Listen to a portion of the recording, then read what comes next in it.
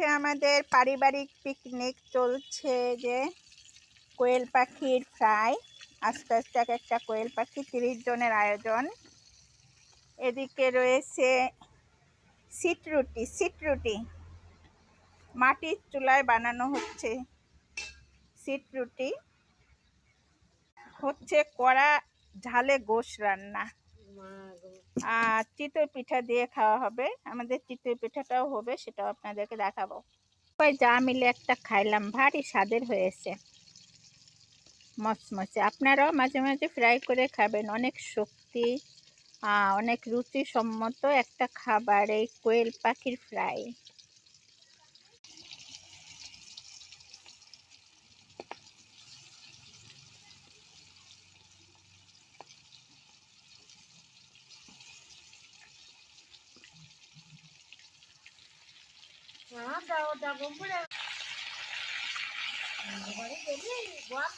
ছিটে রুটির আয়োজন, এটা হলো যশোরের ঐতিহ্য।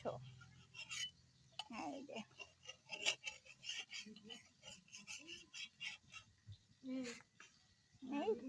এই যে এখানে ছিটরুটি। আমি আর চিতই পিঠাটা দেখাতে পারলাম না, তখন সেটা তৈরি হতে হতে অনেক দেরি। আমি এখানে আমার ভিডিও শেষ করছি। সবাই ভালো থাকবেন।